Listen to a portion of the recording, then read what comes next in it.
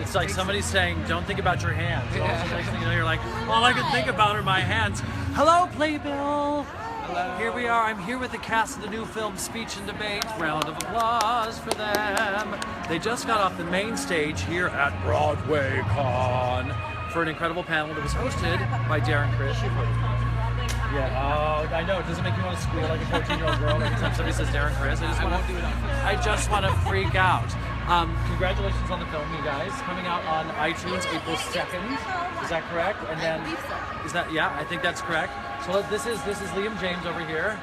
Hi, everybody. Sarah Steele, Austin McKenzie, all stars of the film. Tell us a little bit about the film for the folks out there who don't know about the film just quite yet. Speech and Debate is a film of a play that Stephen Caron wrote. Who also wrote The Humans. Which is dear to your heart. Yes, it certainly is. And yeah, it's just basically about three misfit kids in high school who come together to form who feel like their voices aren't being heard and come together and make a speech and debate team to get their voices heard. I think that's so timely in this day and age where a lot of freedom of expression is being crushed a little bit. It's really important that we have that, especially for young people. I think now I remember as a kid in high school that I was a humorous intro guy. Yeah. So do you? I was very shocked to know that speech and debate involved that kind of dramatic intro. Did you guys have any experience with that before coming to the film? No.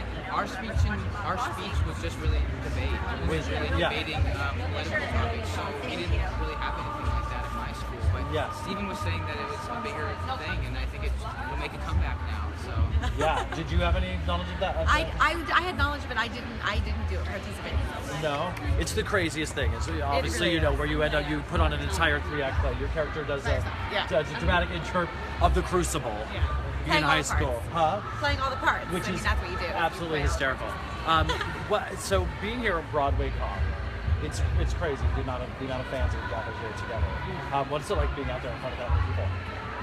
It's great. I mean, Austin, talk to us. what is it? Sorry, what's the question? What's it like being in front of 5,000 theater fans, whooping and hollering at your every word? It is interesting. Interesting? I can't tell if that's a positive interesting or a negative interesting. It's positive. Well, no one's seen the movie yet. Right. So that is I feel like we were backstage like, who the fuck is gonna know who we are? First F-bomb. Do I get a prize? Yep, absolutely. You get a pat on the back from me. But that's the whole point of it. You're letting the people know, you're building some buzz and getting them excited about it. And these are really the people that we made the movie Ben, for. go away. I'm going away now. I moderated this. This isn't staged at all. I don't know what he was talking to us about, but We were talking about climate change and the winds. That's not a fun subject. I was going to talk about your guys' say about it, movie. Darren? I'm upset about all of it, like everybody else. For people at home that weren't at BroadwayCon, just missed this panel, I moderated, which is to say I just asked a ton of questions from these guys about the movie, speech and debate, what they did. I'm trying to think, what were the highlights of our panel? You guys talked about singing and dancing, hopping and locking, favorite parts of the show, of shooting the film. I think something that the audience really related to is just how many plays, not only was this a play originally, the movie, but how many plays are connected to it, right? Let's count them. They were cheering, Let's count them. You count them off. I'll start off. Once Upon a Mattress. Yes. Crucible. The Crucible. Wicked. Wicked. I heard some Hamilton in the trailer. Oh, Hamilton. Yeah. Is this Spring Awakening? No. I was like, isn't that a little too meta? It is. Speaking of meta, you sing a Hamilton song in the show, in the movie, but then Miranda shows up. Yeah, that is true. That is meta. So That's is that meta. weird? Or, like in the context of the film, do you guys see him and go, "Wow, you look like Lin-Manuel Miranda"? It's funny. Yeah, no, he's just kind of in the film, and we're kind of pretending that he's not Lin-Manuel Miranda. But I do think it's a little bit of a nod to the theater lovers in the audience. It's kind of like in Disney movies when they put in like a little inappropriate Little joke Easter for the egg. parents. Yeah. It's just kind of sort of like that. He's like in a video, right? He's in a video. For like 2 seconds. So maybe that was a video he made like when he was still a broke, like up-and-coming artist. Yeah, It's like exactly. free in the A little Heights. bit like that. Yeah, it's like at Wesleyan. He did like an industrial video. He does make a great genie. He looks great as a genie. So why should people at home see this movie? What is the movie? Why do I care about speech and debate? I'm not in speech and debate. Why do I care? It's about finding a community and finding friends, and everybody loves friends. And if you don't love friends, you should try it. You should more try often. it. Yeah. You should find someone. Exactly. It's about finding, and it's about no judgment and a comfortable place where people can come together and express themselves. So kind of like theater, right? Beautifully Yeah. said. Is there something you mean that? Oh my gosh. No, but I think it is about learning to be comfortable being yourself, and that we all could have used that in high school. I think that's a good message for high school kids. Be yourself. Why should we see? Well, we heard some themes. Why should we see? Why should we care? Why should we care? Why should we care?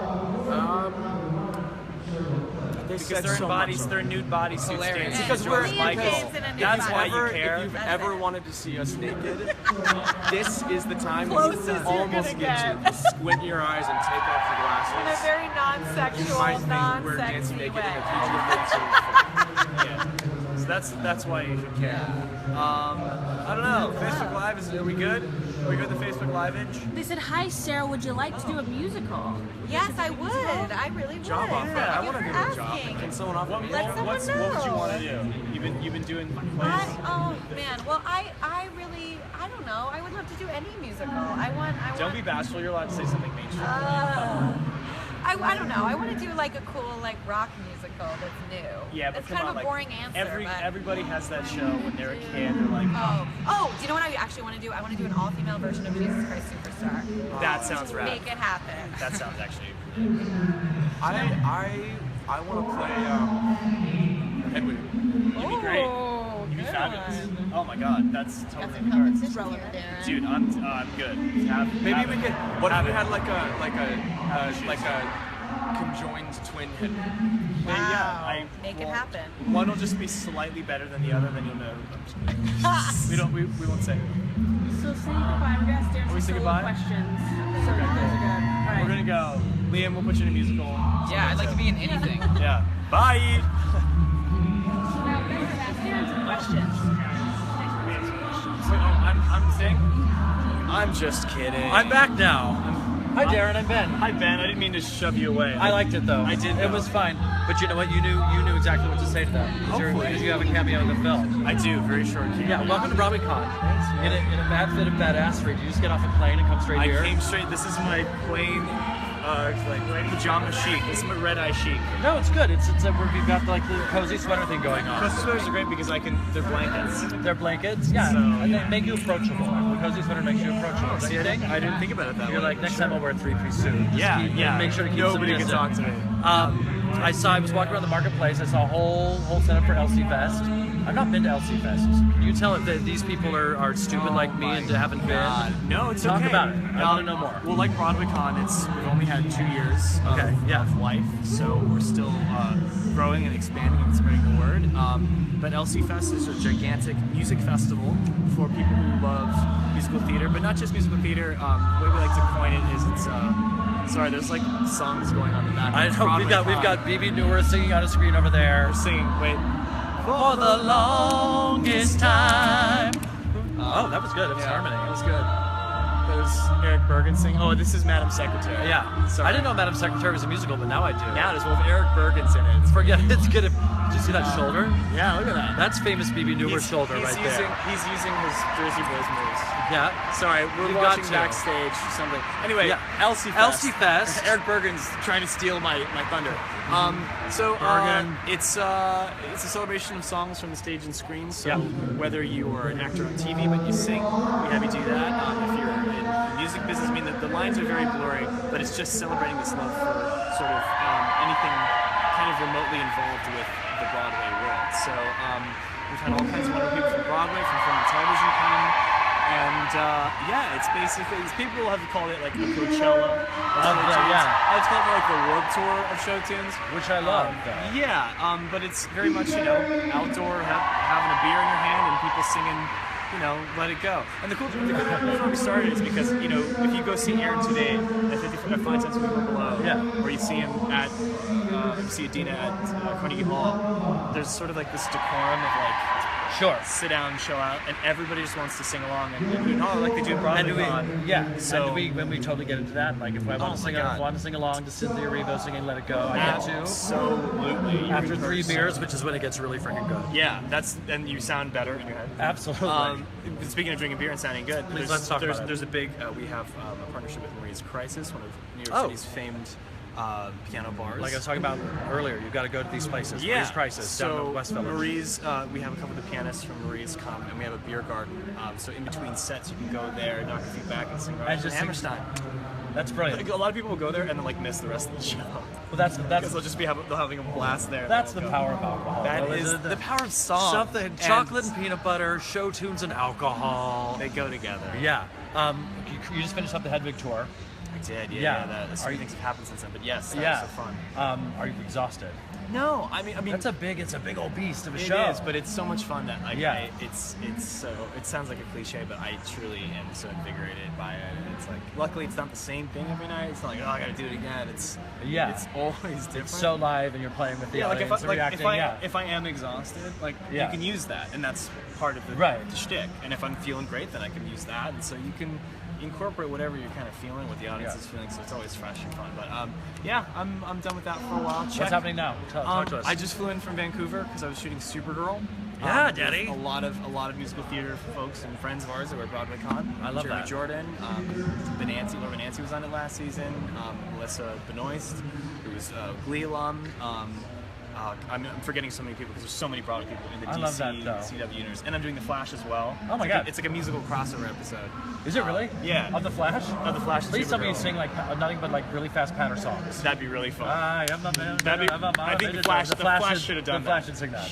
That would have been so much better. So yeah, Grant's a Glee alum. Carlos Valdez, who was in Once and Jersey Boys, he's my cohort from the University of Michigan, as is Bench Passing and Justin Paul, who wrote a song for it. I mean, it's like they're having a very good week. All these things that are happening, they're doing okay. They're doing okay. If you like that sort of Oscar nominations. If you're trying to win an EGOT in a single year, which is that's gonna happen. Tell the people who are watching at home if you gave them one piece of advice to aspiring performers. Oh man, Darren, what would you say? Well, I would experience as much culture as you possibly can in any venue possible, whether you live in New York City or a small town in any part of the country or out of the country. Go see dance and theater or anything. If you haven't heard of it, if you can't pronounce it, check it out. That's when you should go see it. Cultivate yourself. I love it. Thanks so much, Darren. Thank you, Ben. I appreciate it. We'll see you next time. Bye, Facebook Live.